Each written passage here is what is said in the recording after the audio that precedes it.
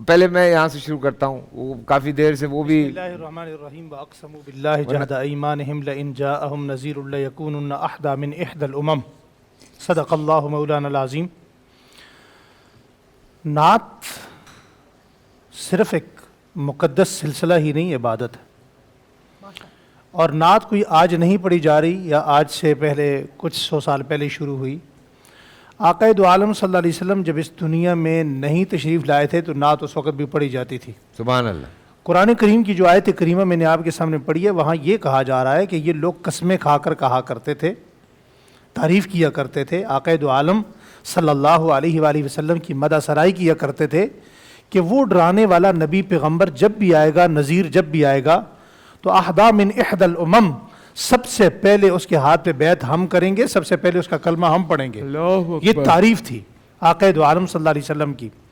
اور اگر میں یوں کہوں تو بات بجا ہوگی اور اس میں کوئی غلو نہیں ہے، اگر ہو تو مجھے پروفیسر صاحب سے کہوں گا کہ وہ مجھے ٹوکیں بھی اور اشارہ بھی کریں کہ جب کائنات بنی ہی نہیں تھی تب بھی حضور کی نعت پڑھی جاتی تھی۔ سبحان اللہ۔ قرآن کریم ازل سے ہے، بالکل اور قرآن کریم یہ سب سے پہلے اللہ نے پڑھا ہے، اور اللہ جل شانہ نے قرآن کریم میں فرمایا ان اللہ و ملائکتہ یصلون علی النبی یا ایھا الذین آمنوا صلوا علیہ وسلموا تسلیما۔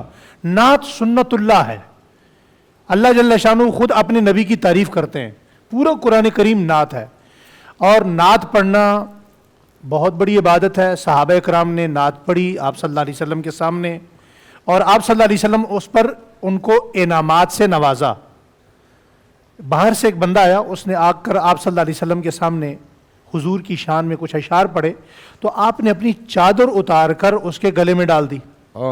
میں نے آج بھی ایسے لوگوں کو نعت پڑھتے ہوئے، نعت سنتے ہوئے دیکھا، بڑی بڑی شخصیات دنیا میں موجود ہیں، کہ جب ان کے سامنے آقا دو عالم صلی اللہ علیہ وسلم کی سیرت پر کوئی اشعار کہے جاتے ہیں تو حضور صلی اللہ علیہ وسلم خود بھی شاعر نہیں تھے، جس طرح مفتی صاحب نے وضاحت فرما دی، لیکن بوقت ضرورت خود اشعار حضور پڑھتے تھے۔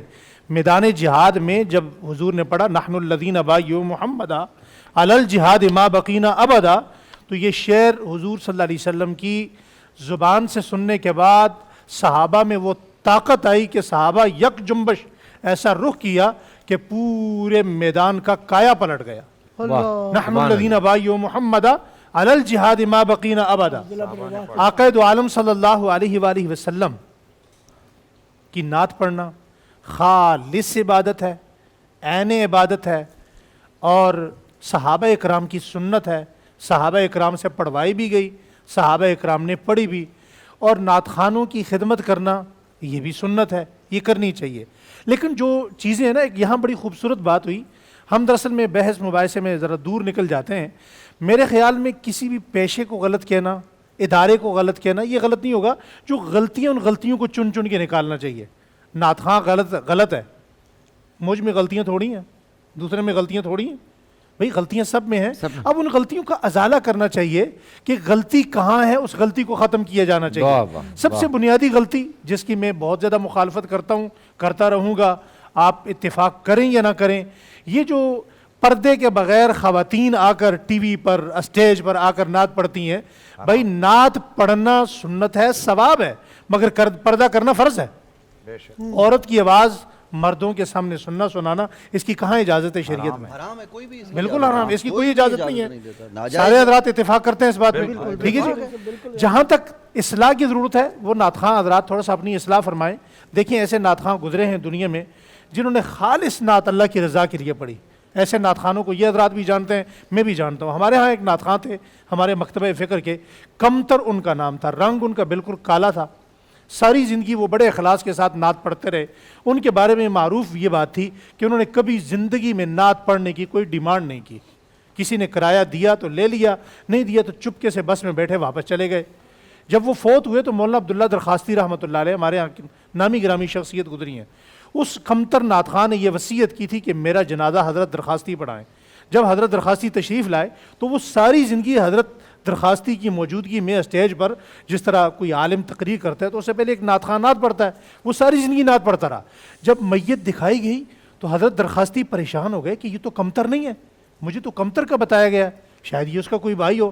جب بتایا گیا غسل دینے کے بعد اس کا چہرہ روشن ہو گیا. اللہ حضور نبی کریم صلی اللہ علیہ وسلم کی نعت صرف اس دنیا میں یہ نہیں کہ وہ عزت کا باعث ہے، وہ قبر میں بھی عزت کا باعث ہے، وہ آخرت میں بھی عزت کا باعث ہے، وہ شرف کا باعث ہے. تعریف بیان کر رہے ہیں نا. جی جی Obviously، بالکل. جی جی. اور اس پر میں ایک اور نشاندہی کرنا چاہتا ہوں، جتنے نعت خواں حضرات سن رہے ہیں انتہائی معذرت کے ساتھ، نعت خواں حضرات سے معذرت کے ساتھ یہ بات میں کہوں گا، ایک تو آپ اپنی ڈیمانڈ کم کیجئے. اور یہ جو آپ ڈیمانڈ کرتے ہیں، لوگ حضور کی محبت میں آپ پر خرچہ کرتے ہیں، مگر آپ نے اس کو اپنی دکان، کاروبار اور فیکٹری بنا لیا ہے.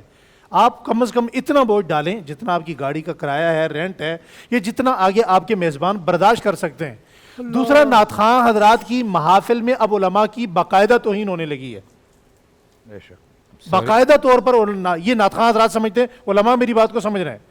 نعت خواں حضرات باقاعدہ جب جہاں کہیں جاتے ہیں، اب مفتی صاحب ہوں گے، عالم ہوں گے، شیخ الحدیث ہوں گے، بخاری پڑھانے والے ہوں گے، تفسیر پڑھانے والے ہوں گے، ان کو بٹھا دیا جائے گا. جی میں نے جانا ہے، میرے 2 پروگرام ہیں اور ہیں، میری حاضری دوسری جگہ بھی لگنی ہے.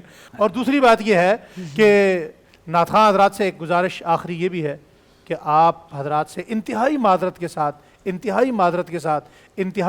کے ساتھ آپ جب حضور صلی اللہ علیہ وسلم کی نعت پڑھتے ہیں تو کم از کم آپ کو نماز کا پابند ہونا چاہیے.